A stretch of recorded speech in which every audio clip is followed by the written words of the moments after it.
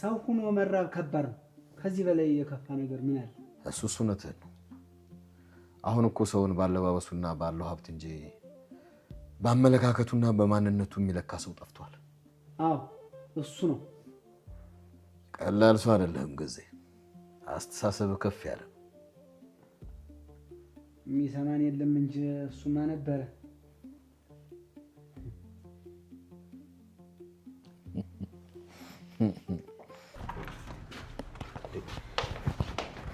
ለምን ይሄነሽ ነው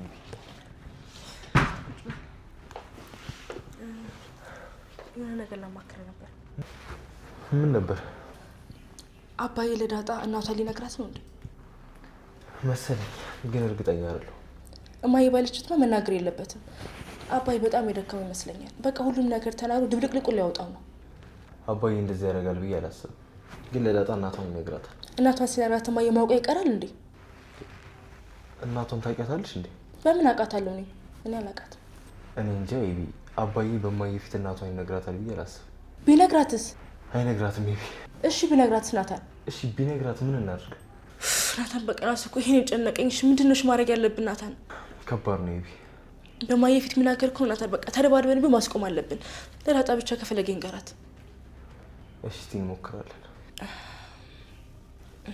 እና ደግሞ ለዳጣ የመጀመሪያ ስጦታ ልሰጣት ነው ከምርሽ ነው ምን ነው እሷ የምትወደው አንተን ነው አንተን ጠቅልዬ መስጠት አልችልም ኤቢ በዚህ ጉዳይ ስንቴ ነው አናወር ያልኩሽ እሺ በቃ ና እንሂድ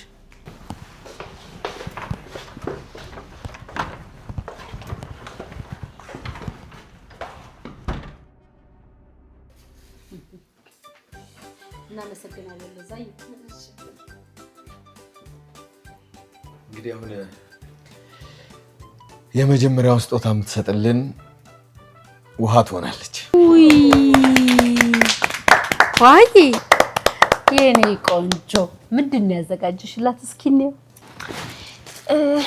እኔ ምታጣት አይውልሽ ዋይ ስጦታ ይከፈታል እንጂ አይነገርም ወይ አንተ ደግሞ ንገሪና አያ እንዳትከፍቺው ክፈቹ ልጅ ነገርኩሽ እኮ አንቺ መክፈት የለብሽም እንዳትከፍቺ ወይ ለምን ታስጨንቃታለህ ግድ የለሽም ክፈቹ ንገሪን ክፈቹ ማርታች ደግሞ እንዳትናገር አረ እንዴ ምንድነው እናንተ ወይ ደግሞ ተደባደቡና በቃ ከዛ በኋላ ከዛ ያሸነፈውን ልታጂ ግን በጣም ነው የምትገርሚው ሰው ዋሽቶ እናትና አባቱን ያስታርቃል አንቺ ኛን እርስ በርስ ልታጣይ ቤዳጣይ ተቀበያት ልጅ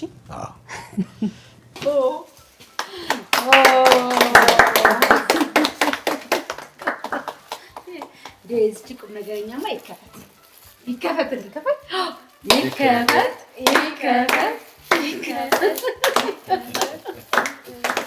ልትገዛት ልጅ ይከፈት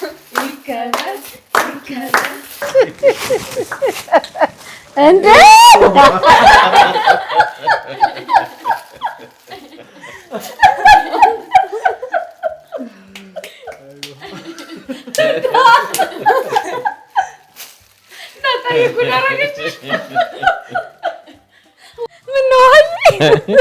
ያረግሽው ሙሉ ሳያስ ጭራሽ አድከን ምን አለ ሁለቱን እንኳን ብትሰጫት እንዴ እና ማዬ እና ይሄ ብቻ እኮ ነው የጠባበኝ ያኛው እኮ አልጠባበኝ ደብል ይሻልሻል ወዴና ቆሰልሽ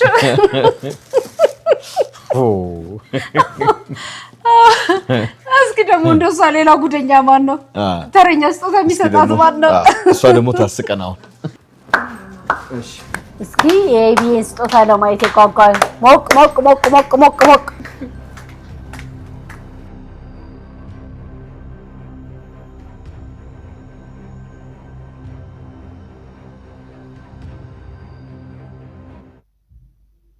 እስኪ አስገቡኝ በእናታችሁ ስል ትላልቆቹን ዞር በይ ይቺ ቢገፋት የምትበን ነገር ይሉኝና ኳስ ሊደርቡኝ እንደፈለጉ ሁሉ ጠቃቃሁ ይሉኛል። በስፖርት ጊዜ ከሌሎች ብዙ ልጆች የበለጠ ደስ የሚለኝ በአስተማሪያችን ትዕዛዝ ሁላችን ተደባልቀን ስንጫወት ነው። ያን ጊዜ ይለይልናል። ትልልቆቹ የጨዋታዬን ጥበብ ስለሚፈሩ 40 ቁጥር እግራቸውን እንደ ቦክስ ፊት ለፊቴ በጭካኔ ሰነዝሩታል። የትምህርት ቤታችን ሜዳ እስከ አፍጢሟ በአቧራ የታጨቀች ስለሆነች እዚያ ላይ ተጠልፎ መውደቅ ደግሞ ጉዳት ነበረው። በእድሜና በአካል ግዝፈት የራሳቸውን ቡድን የፈጠሩ ሰዎች ያለ አቅሟ ገብታ ብለው ያፌዙብኛል። ቅዳሜና እሑድ ለንጽህናው የተጨነቅሁበት ልብስ ይበላሻል። ጠልፈው መሬት ላይ ባንከባሉኝ እንኳ ከኋላዬ እየተከተሉ ነጭ ሸራ ጫማዬን፣ ነጭ ሱሪዬን ምንም ሳይቀር ከላይ እስከታች አቧራ ይቀባቡታል። እንዲች አይነት ተንኮል እኔ ላይ መስራት ከሚወዱ ልጆች ዋነኛው በክፍላችን ውስጥ ተስፋዬ የሚባል ሰምና ወርቅ ሰዋሰው ጥያቄዎችን ከብዙዎቻችን ቀድሞ በመመለስ የታወቀ ልጅ ነበር። በቁመቱም ይሁን በእድሜ ይበልጠኛል። ሌሎች ጉብዝናዎች እንዳሉት ለማረጋገጥ ጊዜውን በጨዋታና በኩሸት ያሳልፋል። ኳስ ወደ ሰማይ አበደች በመምታት የጦዘችበት ርቀት እንዲደነቅለት ይፈልጋል። ኳስ ሜዳ ውስጥ ካኪ ቁምጣ ለብሶ በመግባት ትልቅ ጭኑን ኤክስፖ ያወጣል። ጎል አጠገብ ይቆምና ጎንበስ እያለ በእጆቹ እየነካካ ሰው እንዲያደንቀው ይጥራል። በኳስ ይህን የሰውነቱን ክፍል መጥቶ የሚያቆሽሽ ወዮለት። ለተስፋዬ ማንኛውም ስህተት የሚሰራው በፈሪዎች ነው። ኳስ ተይዞ ጎል ፊት ለፊት ተደርሶ ከተሳተ ፍርሃት ነው። ሁለት ሰዎች መሃል አስገብተውት አንድን ኳስ ቢቀሙት ፈርተህ ነው አይደለም? ሰይጣናም ብሎ መሳደብም ይወዳል። ጥሩዋም መጥፎዋም ለእርሱ ያልጣመችው ነገር ከሆነች የሰይጣናም ሥራ ወይም ፍርሃት ናት። እየተቀባበልን እሱን ሸውደነው ጎል ካገባን እኚህ ሰይጣናሞች ይልና በትሬ ቤዲ ሊያወርደን ሜዳ ውስጥ ያሯሩጠናል። ሰውነቱን ታጥቦ የመጣ ማንኛውም ልጅ በዕድሜ በጣም ከሚበልጡት በስተቀር በስፖርት ክፍለ ጊዜ ቲቸራችን ጎትተው አውጥተው ንጹሕ በመሆኑ ሲያመሰግኑት ካየ ከትምህርት ቤት ስንወጣ ጠብቆ ልብሱን አቧራና አንገቱን ምራቅ ይቀባዋል። እኔ ያለሁበት ቡድን ኳስ ካሸነፈ እረፍት ያጣል። የእኛን ቡድን ለማሳፈር ሆን ብሎ የማይወጥነው ሴራ አልነበረም። ሳንቲም የበላናቸው እንደሆነ ማንም ሳይጠይቀው ሊያከፋፍለን እንደሚፈልግ ሁሉ መሃላችን ገብቶ የምንጣላበትን ተንኮል ይገምዳል። ታዲያ ሊያራብሸን ሲፈልግ እኛን የሚያበጣብጡ ሸሮች ይሰራል። አንተ ጊላ ሞኝ ነህ እንዴ? አንቺ ባትኖሪ 1000 ጎል ይገባባችሁ ነበር። የዚያን ጅብ እግር ድርሻ አትወስጅም? ዳዊት ናት ያስጠቃቻችሁ። አጉልኮ ምክያለች። ቶሎ ማሸነፍ የምትችሉትን እኔን ለመወረፍ ሲፈልግ በነገር ነካክቶን እኛ ሳንበገር በጠባይ ሳንቲማችንን ተከፋፍለን ከጨረሰን ምቀኝነቱና ክፋቱ እረፍት ስለሚነሳው አንዳችንን ሳይመታ ሳያስለቅሰን አይሄዳትም። በእኔ አቅም መቼም ከሱ ጋር መደባደብ ለመሞት ካልሆነ በስተቀር የማይታሰብ ነው። ለሱ ደስ ያለው ጊዜ ምራቅ እጁ መሃል ተፍቶ የማን አባት ገደል ገባ እያለ ያጣላናል። መጣላታችን ደግሞ ግዴታ ነበር። አልጣላም ብሎ ፊቱን ያዞረ ከራሱ ከተስፋዬ 2-3 የሚያሙ ካልሾች መቅመሱ አይቀርም። ብዙ ጊዜ አልጣላም ብዬ የማስቸግረው እኔ ነበርኩ። እምቢ እንደምለው ስለሚያውቅ የሱ ባህል የመደበልኝን መቀጫ ለመውሰድ ፊቴን ሳዞር ቦቅቧቃ ብሎ በ40 ቁጥር እግሩ ይረግጠኛል። ይህን የቄስ ልጅ ብዙ ጊዜ የማናድደው በኳስ ትብትብ ያለ ኩመካ ስሰራው ነው። ሆን ብዬ ያደረግኩት ነገር መሆኑ ከገባው 1-2 ሳይጎሽመኝ ከሜዳ አይወጣትም። እኔ የሚገርመኝ ግን ረቂቅ ተንኮል በሚያስብበት ጭንቅላቱ እንግሊዘኛ 49 ሂሳብ 52 ምናምን ነው የሚያገኘው። የቄስ ልጅነቱ አስጠርጥሮት ነው መሰለኝ ትምህርት ቤት እንኳን አብሾ ጠጥቷል እያሉ ያስወሩበታል። ደብተር አባቱን የወንዝ ሰይጣን ይጎትታሉ ሲባሉ እንሰማለን። ልደታ ቤተ ክርስቲያን እሑድ ለማስቀደስ የሚሄዱ ልጆች አባቱን ካዩአቸው በኋላ ሌላ ቀን ተሰበሰብንበት እስክሪብቷቸውን እንደ ጽናጽል እያደረጉ ተስፋዬን ያሽሟጥጡታል። ልደታ ቤተ ክርስቲያን እሑድ ለማስቀደስ የሚሄዱ ልጆች አባቱን ካዩአቸው በኋላ ሌላ ቀን ተሰበሰብንበት እስክሪብቷቸውን እንደ ጽናጽል እያደረጉ ተስፋዬን ያሽሟጥጡታል። እሱ ፊት ይህን ማድረግ ስለማይቻል የሚገርመው ነገር ብዙዎቻችን የምንሳደበው በሌለበት ነው። ታዲያ ኳስ ለመጫወት ደብተሬን ጎል ምልክት ላይ እንዳስቀመጥኩ እሱ በጉልበቱ ተጠቅሞ ተደብቆ ወሰደብኝ። ተስፋዬ እንደሰረቀኝ እንኳን የነገረኝ አልፎ አልፎ በተስፋዬ የሚጠቃ ዘሚካኤል የሚባል ልጅ ነበር። አንዴ አስተማሪ በመጥፋቱ የገዛነውን የስዕል ደብተር ምንም ሳንሰራበት 2 ወር ያህል ቆየን። አንድ ቀን የዘገየው የስዕል ፕሮግራም ተጀመረ። ትምህርቱ የቀረ የመሰለው ተስፋዬ ገና በመጀመሪያው ወር ላይ ደብተሩን እንደሸጠና ፓስቲ እንደበላበት ነግሮን ድፍረቱን አድንቀነው ነበር። ብስኩት መብላት ብንፈልግም ደብተር መሸጣችን በአባትና በእናታችን የሚታወቅ መስሎን ብዙዎቻችን ፈርተን አልሞከርንም። ደብተሬን ከኔ ዘንድ መስረቁን ዘሚካኤል ከነገረኝ በኋላ እንኳን ራሱ ተስፋዬ ጉራውና ትዕቢቱ አላስችል ብሎት ዳዊት ደብተርሽ የት ጠፋ? የምን ደብተር? የስዕል ደብተርሽ ጠፋብኝ። የት ጠፋብህ? አለኝ እየሳቀ። አፉ ዙሪያ ዘይት ተቀባብቷል። በቅርብ ፓስቲ መብላት አለበት። በጥያቄው ተበሳጨው። ፌዟ አናደደኝ። አቅም ኖረኝ አፍንጫውን በመታው ደስ ይለኝ ነበር። ምን ቸገረ አልኩት። ከተቀመጠበት ድልድይ ላይ ሳይነሳ በእርግጫ ሳላስበው ወገቤ ላይ መታኝ። የጠፋብኝን ደብተሬን የተካሁት ልሙጥ ወረቀት ከታላቅ ወንድሜ ሰርቄ አንድ ላይ በፋስተነር በመስፋት ነበር። በሰፈራችን አንድ ልጅ መጎርመሱ ወይም ዱርዬ ለመሆን ጠጋ ጠጋ ማለቱ የሚታወቀው ሰፈራችን ውስጥ ካለ አንድ ረጅምና ሰፊ ድልድይ ላይ ከመሰሎቹ ወይም ወመኔነት ጥቁር ካነጠበባቸው ልጆች ጋር ቆሞ የተጫወተ እንደሆነ ነው።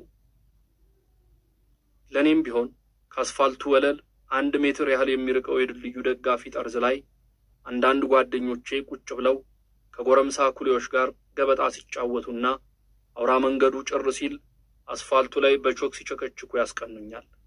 ድፍረቱ ቢኖረኝ ኖሮ ብዙ ሰዎች ይሳደብ ነበር።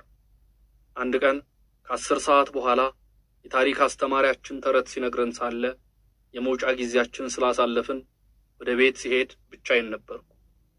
እንደ ልማዴ ከጓደኞቼ ጋር እየተጣላሁ አለመጓዜ የሚያስጠላ ነበር። በቀስታ ብቻዬን መራመድ ስለሰለቸኝ ሩጫ ጀመርኩ።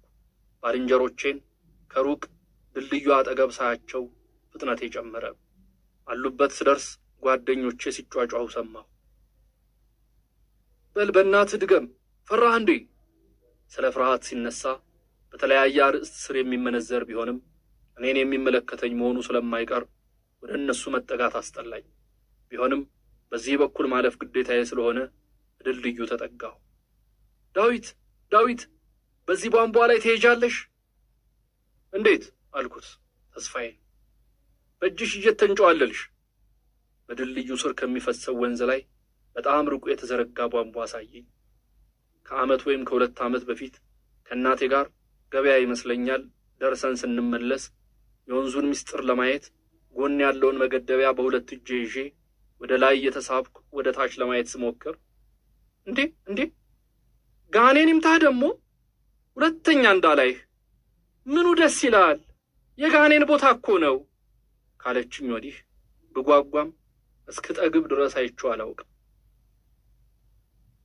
የድልድዩ ስር የሚማርክ ነገር የለውም። ከላይ በኩል ወንዙ ሰፋ ይልና ድልድዩ ስር ሲደርስ ይጠባል። እብድብድ የሚያካክሉ ጉርብጥብጥ ጥቋቁር ድንጋዮች አሉበት። ውሃ በቀጭኑ የሚፈስበት ቦይ እንኳን ሳይቀር አይነ ምድር ሞልቶታል።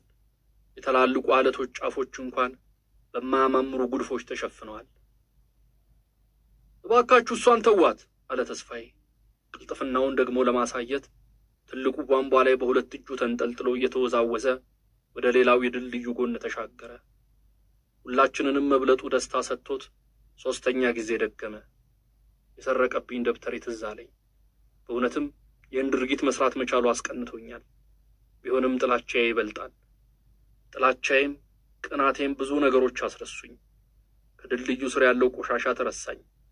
እናቴ የጮኸችብኝ ማስፈራሪያ ጋኔኖች አእምሮዬ ውስጥ ካለ አንድ የማላውቀው ስርቻ ውስጥ ተደበቁ። እኔም መሻገር እችላለሁ አልኩ። መልሴን ተስፋዬ እንደ ስድብ ቆጠረው መሰለኝ። የፊቱ የቆዳ ቀለም ተለዋወጠ። ቦርሳዬን ለአንዱ ልጅ ሰጠሁና ወደ ድልድዩ ስር ገብቼ መሻገር ልጀምር ስል ለእኔ የሚያዝን ይመስል ዳዊት እናት መጡ አለኝ። ቦርሳዬን የሚጠብቀው ልጅ ዕቃዬን ወረወረልኝና በስነ ስርዓት ያስኩት። እናቴና ዘቢብ አብረውኛ ወዳለንበት እየመጡ ነበር። ድልድዩ ላይ መሰብሰባችን ጋኔኖቿን አስታወሳት መሰለኝ። ዳዊት፣ እናንተ መጫወቻ ቦታ ጠፋ? ምን ትሰራላችሁ እዚህ ላይ አለች። የመወዳደር ጥረቴ መክሸፉ ለተስፋዬ ደስ ብሎታል መሰለኝ። የአዋቂ ትእዛዝ ሰምቶ ለመከተል ረጅም ጊዜ ይወስድበት እንዳልነበረ ሁሉ ከሌሎቻችን ቀድሞ እየሮጠ ሄደ። እንደፈራ ባውቅበትም እኔ ራሴ ድልድዩን መሻገር መቻል ያጠራጥሮኝም ስለነበር ለእናቴ ቁጣ ቶሎ ተገዥ ሆንኩ። ተስፋዬ ሊጠቃባቸው የሚችሉ ብዙ ነገሮች ቢኖሩትም ወንዝ የመሻገር ተደናቂ ችሎታው በሌላ እንዲወረስ ወይም ሌላ እንዲጋራው መፍራቱን ሳውቅ በእኔ ላይ የሚሰነዝረውን ፌዝና ቅናት ለማስቀረት ቆረጥኩ። በምሽት በግምት 1 ሰዓት ተኩል ላይ ከአገር ቤት አንድ ዘመዳችን የሆነ እንግዳ ይመጣና ለስላሳ መጠጥ እንድገዛ ተላኩ። ዕቃውን የሚሸምትበት ሱቅ ትምህርት ቤታችን አጠገብ ስለነበር በድልድዩ ላይ ሳልፍ የውሃ ቧንቧው በደብዛዛ ብርሃን ውስጥ ነጭ ግንድ መስሎ አየሁት። ሲነጋ ለጓደኞቼ አንድ የሚገርማቸው ነገር ማሳየት አለብኝ ብዬ ወሰንኩ። ቅድም ቀን ያለ ልምድ በጭፍን ድፍረት መሻገር እችላለሁ ብዬ ባልችል ኖሮ ጉረኛ መባልና የተስፋዬ ልብ የበለጠ እንዲያብጥ አደርግ እንደነበር ተረዳሁ። በፌስታል ያስኳቸውን ለስላሳ መጠጦች መሬት ላይ አስቀመጥኩና ወደ ድልድዩ ስር አየሁ። እንደ ምንጭ የምትፈሰው የበጋ ወንዝ ስትጭረቀረቅ ትሰማለች። ለዓይነ ምድር ሰው የተጠቀመባቸው ወረቀቶች ከመንገድ ራቅ ብሎ ካለ የኤሌክትሪክ አምፑል በሚረጭ ብርሃን ነጭ ሆነው ይታያሉ። ነፍሳቶች ይጮኻሉ። የሚበርድ ይመስላል። ቧንቧው ይሞቃል። ብረቱን ስስ አቧራ ሸፍኖታል። ቀስ እያልኩ እጆቼን እንዳያዳልጠኝ እየተጨነኩ ለመሻገር እንደ ፔንዱለም እየተወዛወስኩ ጉዞዬን ጀመርኩ። መሃል እንደደረስኩ ዕቃዬን ወዳስቀመጥኩበት ቦታ ቀና ብዬ አየሁ። ቁም! ማነው እሱ? አልኩ። በደረቱ በሳር ላይ የሚሳብ አንድ ሰው ያስቀመጥኩትን ዕቃ ይዞ ለመሮጥ ሲነሳ አይቼ ቆሞ ለመሮጥ ሞከረና ለመታየት የፈራ ይመስል ከዓይኔ ለመደበቅ አጎነበሰ። ለእኔ የታየኝ ለጥ ካለው ሜዳ ላይ የሚንከባለል ከጨለማው የጠቆረው ክብ አናቱ ብቻ ነበር። ወደ ታች ዘልዬ ለመውረድ ፈልጌ ብዙ ነገር አእምሮዬ ውስጥ መጣ።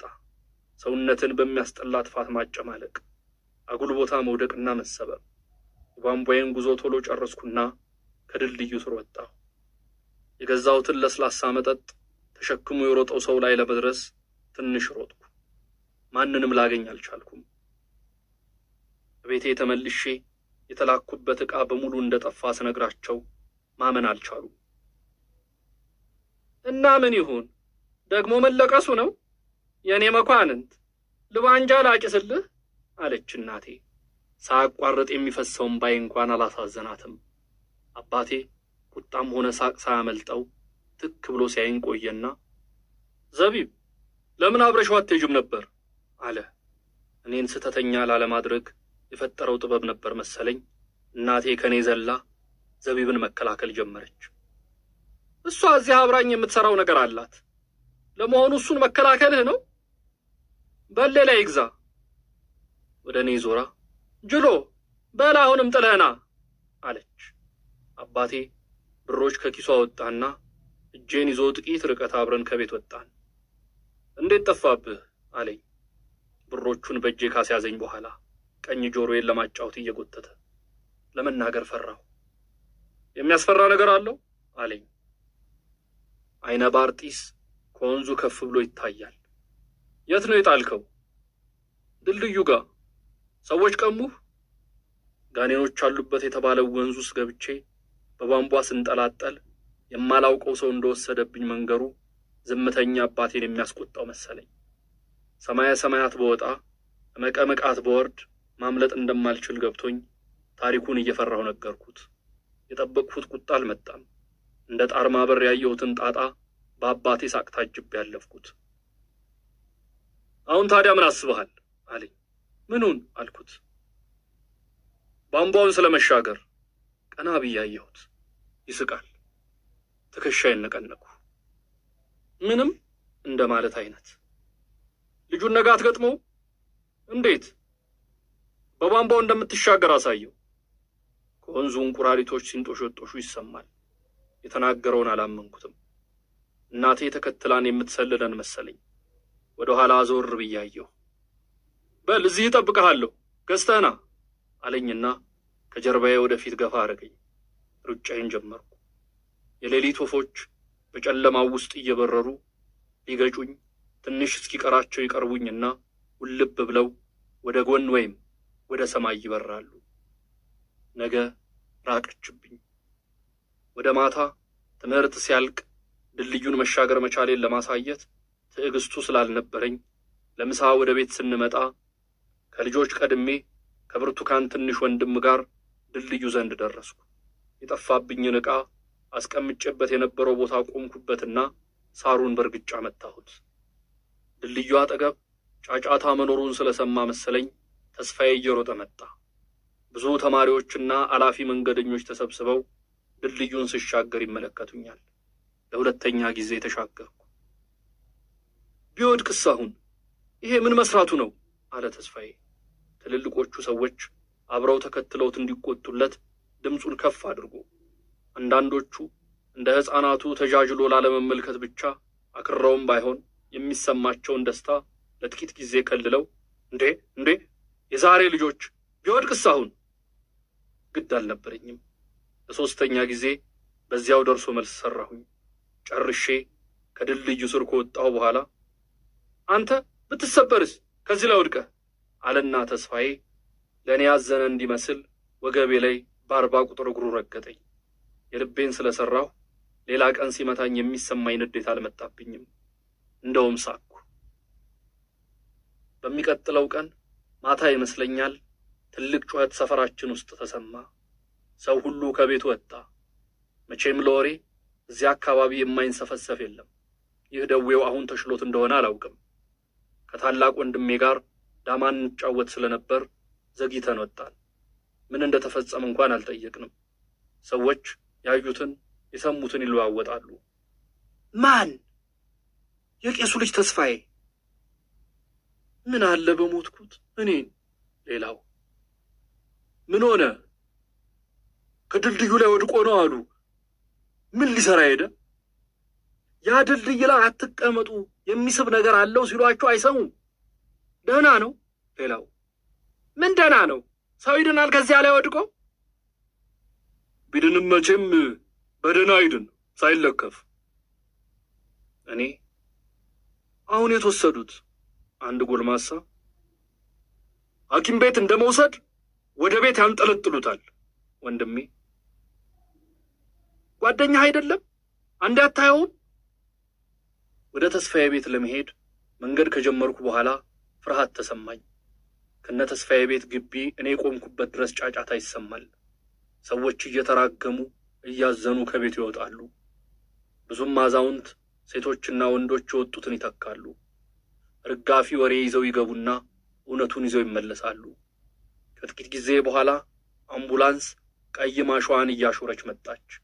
በአጠገቤ የሚያልፉ ሁለት ሰዎች ያወራሉ። አንደኛው ምን ሲሰራ ነው እባክህ? ሁለተኛው ሰው በጤናው በዚህ ጨለማ በቧንቧ ብረት ላይ ቆሞ ይሄዳል። አንደኛው ሐኪሙ ተስፋ ቆርጧል። ሁለተኛው ቢነግሯቸው አይሰሙ። ይህን የመሰለ ልጅ። አለፉኝ። ከቆምኩበት ወደ ድልድዩ ተመለከትኩ። ሰዎች ተሰብስበዋል። ወደዚያው ሄድኩ። ሰዎች ድልድዩ ዙሪያ ሊገጥም ትንሽ የቀረው ክብ ሰርተዋል። ባትሪ ያዙ ብዙ ሰዎች የወንዝ ውሃ በሚፈስበት የአሸዋ ፍራሽ ላይ ተሰብስበዋል። አንድ ሰው እዚህም ወድቆ መትረፉ ቲያትር ነው። ምስክር እኔ ሳልፍ ቧንቧ ላይ ቆሞ ነው ያየሁት። ይህ እብደት እንጂ ጤንነት አይደለም። አንድ ሴትዮ አይነግሩትም። ምስክር ገና እኮ ከሩቅ ነው ያየሁት። ጥቁር ሽመል መስሎ ቆሟል። እኔ እንደው ጋኔን ነው ብዬ ፈራሁ እንጂ የእኔታ ልጅ ነው ብዬም አልጠረጠርኩ። እቤቴ ስገባ ተደነባብሬ ነበር። ልቀበለው የማልችል ሐሳብ አጠቃላይ ሁኔታው ከፈጠረው አየር ወደ እኔ ውስጥ በቀስታ ስጋዊ ህመም ሳይፈጠር የሰረጸብኝ መሰለኝ። ለምን ድልድዩ ጋር ሄደ? ከኔ ልምምድ ጋር ይመሳሰላል? ለእነዚህ መልስ ያገኘሁት አባቱ ከ3 ቀን በኋላ ቤታቸው ሲያስጠሩኝ ነው። ተስፋዬን አደጋ ከደረሰበት ወዲህ ለመጀመሪያ ጊዜ አየሁት። የተሰበረው የቀኝ ቅልጥሙና ክንዱ በጀሶ ተጠቅልሏል። ፊቱ አብጧል፣ ጠቁሯል። የሚላከፍበት የሚሳደብበት ምላሱ እንደ አመድ በርዷል። አይኑን ሳይገልጥ በጠቁሩ ክዳኖቹ ለትንሽ ጊዜ አፈጠጠብኝና በእጆቹ ፊቱን ሸፍኖ ማልቀስ ጀመረ። ጅራትና ራስ ላወጣለት የማልችለው ነገር ሆነብኝ። ተስፋዬን ሲያለቅስ ሳየው የመጀመሪያ ጊዜ ነበር። ድምፁ አይሰማም። አልፎ አልፎ ግራና ቀኝ ራሱን ያነቃንቃል። እንባው በተወለገው ፊቱ ላይ መፍሰሱን አያቋርጥም። ተስፋዬ በመንገዶች ላይ እየዘለለ አይሄድም። እውር አይኖቹን በከዘራ ለውጧል። ቦቅቧቃ የማን አባት ገደል ገባ አይልም ከእንግዲህ። ሰማህ ልጄ አሉኝ አባቱ ለመመጥና ልመና በሚመስል ንግግር። ቀጠሉ። ና እስኪ። ከክፍሉ ይዘውኝ ወጡ። ከወደ ጓዳ ድልድዩ ሱር የተሰረቀብኝን ፌስታል ከነቃው ይዘው መጡ። አየህ ተስፋዬ ይኳሻል እንጂ ተንኮል የለውም። ይህን ስጠው ያለኝ እሱ ነው። አየህን የልጅ በድልድይ ላይ መንጠልጠል ውድድር ስለምታደርጉ እየተለማመድኩ ነበርኩኝ አለኝ። አየህን የልጅ እንዲህ አይነት ኩሸት መጥፎ ቢሆንም የተስፋዬ ኩሸት ራሱን ጎዳው። አየህን የልጅ አሁን ዛሬ ተስፋዬን የሚያስታውሰው የለም። አልፎ አልፎ ተበታትነን የነበርን የመንደራችን ጎልማሶች ተሰባስበን ስንጫወት እኔ እንዴ ተስፋዬን አታውቁትም? ሌላ ማን ያስታውሳል ያንተን ተስፋዬ? እኔ እንዴ ተስፋዬ የአንድ ቄስ ልጅ አንዴ እንኳን ከድልድዩ ስለመውደቁ አነሳባቸዋለሁ። እነሱ ያ የድልድዩ ልጅ እሱ በጥባጭ ነበር እግዚአብሔር ቀጣው ይላሉ። ልጆች ሳይሰበሰቡበት እንዴት ይነካካል? እንዴትስ በተቻለ ፍጥነት ለፖሊስ ሪፖርት አይደረግም? ለፖሊሳዊ ተግባር በጣም የሚጠቅሙ ጥቃቅን ማስረጃዎች በሙሉ ከጥቅም ውጭ ሆነዋል። ይህም ፊቱኑ ታስቦበት የተሰራ ወንጀል ለመሆኑ በተጨባጭ ግልጽ ያደርገዋል። በሌላው አንጻር ግን ከጉዳዩ ጋር ከቶ ግንኙነት የሌላቸው የማስመሰያ ማስረጃዎች በከሳሿ በኩል ቀርበዋል። እነሱም ቢሆኑ ግን ከሳሿን ራሷን ወንጀለኛ የሚያደርጉ ናቸው። ከሳሿ ግን ተጨባጭ ማስረጃሽን አቅርቢ ስትባል የማይመስሉ ነገሮችን በመደርደርና በአንደኛው ተከሳሽ ላይ ባላት የግል ቂም ከማተኮር በስተቀር ረብ ያለው የከሳሽነት ማስረጃ አላቀረበችም። አልፋ ተርፋም ከመርማሪዎቹ ጋር ጤናማ ግንኙነት በማድረግ ፈንታ እንዳሰኛት አፏን ታላግጥባቸዋለች። የሐኪም ማስረጃውን ቢሆን ተከሳሾቹን በተለይም አንደኛውን በመወንጀል ፈንታ ራሷን ከሳሿንና እህቷን የሚያስወነጅል ሆኖ ተገኝቷል። ነገሩ በወጡት ዳኛ ቢረቱ በቆረጡት ዱላ ቢመቱ እንደሚሉት የአቦ ተረት ሆኗል። ግለሰቧ አልፋ ተርፋ የወላጅ እናቷን ሰብአዊ መብት በመግፈፍ እንደ መነኩሴ አርፈሽ ተቀመጪ፣ ወዳጅ አትያዥ እያለች በአምባገነንነት ጨቁና መኖሯን የእምነት ክህደት ቃላቸውን ከሰጡን ሰዎች ከብዙዎቹ ሊታወቅ ችሏል። ኸረ ለመሆኑ ማን የማንን ሰብአዊ መብት ሊጨቁን መብት ተሰጥቶታል? ማንስ በሰው ግላዊ ህይወት ውስጥ ጣልቃ እየገባ መሰናክል ሊሆን ይችላል? ያውም ግለሰቧ ባለቤታቸው በሞት የተለዩቸው ሆነው እያለ። የግለሰቧ ጣጣ በዚህ ብቻ የሚያበቃ መች ነው?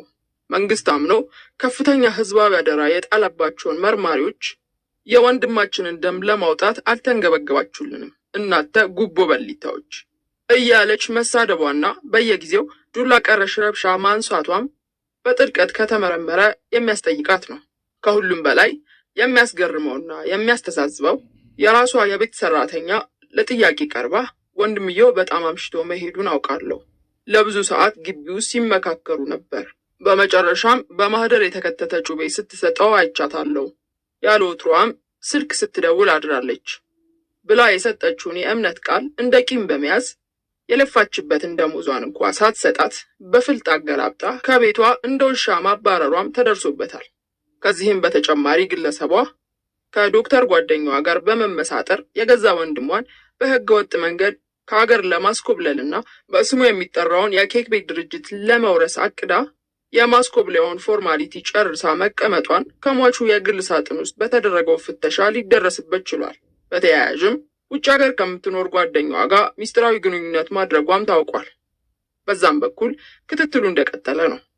እንግዲህ የመርማሪው ጓድ ሌሎችን ተጠያቂዎች በስርዓት መመርመሩን የሚቀጥል ሲሆን ከግለሰቧ ጋር ግን ዘወትር አተካራ በመፈጠሩና አሁንም መድረስ ከሚገባት ሰዓት በጣም ዘግይታ ስለመጣች ያውም በመርማሪዎች ጉትጎታ የሥራ ሰዓት በመገባደዱ ነገ ቀን ወር ከቀኑ በ3 ሰዓት ለጥያቄ እንድትቀርብ እያሳሰብን ባትገኝ ግን ሕጋዊ እርምጃ ለመውሰድ የምንገደድ መሆናችንን እንገልጻለን። የምርመራው ጓድ በማለት ነገሩን ከነገር እያጣቀሰ አሰማምሮ አቀረበና በበነጋው እንድገኝ አስፈርመውኝ ወጣሁ። ደረጃውን እያወረድኩ ያነበበውን ጽሑፍ አሰላስል ጀመር። ከሁሉም ልቤን የመታኝ ባወጡት ዳኛ ቢረቱ በቆረጡት ዱላ ቢመቱ ያለው ነው። እውነቱን ነው አልኩ በልቤ። ነገሮች ሁሉ እኔው ትከሻ ላይ እንደ መርግ አርፈዋል። ከእንግዲህ ወዲያ የማደርገው ድካም ከወደቁ ወዲያ መፈራገጥ ለመላላጥ እንደሚባለው ነው። እርግጥ እንደ ሰሞኑ እየተከራከርኩ አፋቸውን ላስይዛቸው ችል ነበር። በልበ ሙሉነት እንዳልሞግታቸውም የሚከለክለኝ አልነበረም። ሆኖም ግን አልመስልሽ ስላለኝ ቃል ሳልተነፍስ ወጣሁ። ምን የሰራሁት የተለየ ኃጢአት እንዳለ ራሴን እየመረመርኩ ቤት ደረስኩ። ነገር ግን ኃጢአት ያልታይሽ አለኝ። ማንም ነጣቂ ወፍ ባከናወነው እኩይ ምግባር ሳልወድ በግዴ ተጠያቂ ስለሆንኩ ጉድሽ ዲና አልኩኝ ለራሴ። የሕይወትን አዱላዊነት እየታዘብኩ ሰራ አካላቴ በብሽቀት ዝናብ በሰበሰ፣ ጉልበቴም ተብረከረከ። እስከሚያንገሸግሸኝ ድረስ የሚያደነቁር ልፈፋቸውን እክም ብዬ ሰማሁ። የመከራ የሐዘንና የስቃይ ፍላጻዎች ስጋዬን አልፈው አጥንቴ ላይ ተቀርቅረዋል። ቤት እንደገባሁም አጎቴና ፀሐይን ከነየሩስ ጋር ሲጫወቱ አገኘኋቸው። መርማሪው እንዳለው እቴቱን በብሽቀት አብሬያታለሁ። እንዳጋነኑ ግን እንኳንስ በፍርድ ላገላብጣት ይቅርና ዝንቧንም ይሻላልኩ። ለጊዜው ፀሐይ ቤት እንዳረፈች አውቄያለሁ። ንዴቴ ሲበርድ ተመልሳ እንደምትመጣ ተስፋ አደርጋለሁ። ምን እንደተባልኩ ባጭሩ ከነገርኳቸው በኋላ አልሰማልሽኝ እንጂ ሰዎቹ ጉቦ በልተዋል አላጎቴ፣ ፊቱ ላይ ጥርጣሬ እየተነበበ። ጭራሹን ያስወነጀለኝ እኮ እሱ ነው። የኔ ነገር መቼም የምታውቀው ነው። ሸርና የሰረገላ አካሄድ አላውቅ። ያችኑ አፌ ላይ የመጣችልኝን ተንፍሼ ዝም ነው አልኩት፣ የቆዳ ጃኬቴን አዝራር እየፈታሁ። አይ አንቺ ነገር አለች ፀሐይ እየተቁነጠነጠች። በዘዴ እኮ ነው ከመካከላቸው አውራ የሚመስልሽን በእጅ ብትይ ነገሩ ገና ድሮ አልቆ ነበረ። አይደለም ፖሊስ ይቅርና ሁሉም የመንግስት መስሪያ ቤት ያለ ጉቦ ምንም አይሰራም። በተለይ ባለ ጉዳዩ ትንሽ ጥሪት መያዙን ካወቁ እንደ አሜሪካን ላም ነው የሚያልቡት። በወገንና በገንዘብ ኃይል ካልሆነ ፍትህን ከፍርድ አደባባይ ማግኘት አይቻልም። ያንቺ ድርቅ ማለትና እልህ ራስሽን ብቻ ነው የሚጎዳው። አነጋገሯ የግሳጼ ቃና ነበረው። ዘቢብ ብዬ ተጣራው ሳላስተውል። ኢየሩስ እስቲ ያንን ቡና የያዘ ፔርሙዝ አቀብኝ ካልኩኝ በኋላ ወደ ፀሐይ ዞር ብዬ ሰው ያለ ጠባይ አይፈጠርም፣ የፈቀዱትን ያምጡ እንጂ እነሱን ከእንግዲህ ወዲህ አልለማመጥም። ነገሩ የሚሆን መስሎኝ የመቶ አለቃውን ቀረብረብ ብዬ ነበረ። ታዲያ ፍርሃቱ አያድርስ። እንዴት አድርጌ ላማክረው? ሻለቃውን ቢሆኑ ብል እንዳበላው ጨርቅ አመለብጥስጥስ ናቸው። በፈለግኩት አይነት ከበሪታ ብቀባጥርና ብቀርባቸው ስልታቸው ሊገባኝ አልቻለም። ታዲያ እኔ የስንቱን አመል ችዬ ይዘልቀዋለሁ? አረ የፈቀደው ይምጣ፣ የሰውን ጨርሻለሁ። የእውነት አምላክ ፍርዱን ይስጥ ብዬ 2 የሻይ ማንኪያ ስኳር ቡናው ላይ ካደረግኩ በኋላ አማስዬ ፉት ማለት ጀመርኩ። ግን እንዲያው መጨረሻውን ምን ሊያደርጉት ይሆን? እኔ እሱን ማየት ነው የጓጓሁት። መቼም የፈቀዱትን ቢሉ የወንድምሽ ገዳይ ሊያደርጉሽ አይችሉም። ቀን የሚወልደው ደግሞ ስለማይታወቅ መታገሱ የተሻለ ይመስለኛል አላጎቴ፣ ጭንቀቱ አሁንም ሳይለቀው። እንደምንም ብለው እናትሽን ከወንጀሉ ነፃ ሊያደርጓት ነው እንጂ ለሌላ አይደለም። የአሁኑ ዳርዳርታ። አጎቴ ለምን የዋህ ትሆናለህ? በእነሱ ገመድ ሊያስገቡኝ ነው እኮ ጥረታቸው። አረ የማይበጅሽ አለች ፀሐይ የፍቅርን ፀጉር እያሻሸች። ማን እንደገባ ትገቢያለሽ? እንዲህ አይነቱን ሀሳብ ከልብሽ አውጩ። ያቺ ልጅ አለች ወይስ ሄደች ስል ፀሐይን ጠየቅኳት ተኮሳትሬ። እቴቱን ማለቴ ነው። አለች። ቆይ አሁን እሰዳታለሁ። አጭበርብረዋት እኮ ነው የባጤ ቆጡን የዘላበደችው። ጩቤ ጠረጴዛ ላይ ያኖሩና ይሄ የእናት አይደለም ወይ ብለው ጠየቁኝ አለች። ገና ይሄንን ሳልመልስ ዲና ለዘቢብ የምትሰጠው አይመስልሽም ወይ ብለው በድጋሜ ጠየቁኝ አለች። ካፌ አምልጦ ይመስለኛል ያልኳቸውን በመያዝ ነው እንደ ትልቅ ነገር አጋን ነው ከሷ ጋር ያጣሉኝ እንጂ ወድጄን አይደለም ብላኛለች። ስለዚህ በየዋህነት የፈጸመችው ስህተት መሆኑን ተረድተሽ ይቅር ብትያት ደህና ነው። እንዲያውም አሁን ይዣት እመጣለሁ። የቤቱን ስራ ብቻሽን አትዘልቂውም ካለች በኋላ ብድግ አለች። አጎቴም ከተሰናበተኝ በኋላ ለመሄድ ተነሳ። እኔም ወደ መኝታ ክፍሌ ገብቼ ያስቀመጥኩትን ቢራና ውስኪ መጠጣት ጀመርኩ።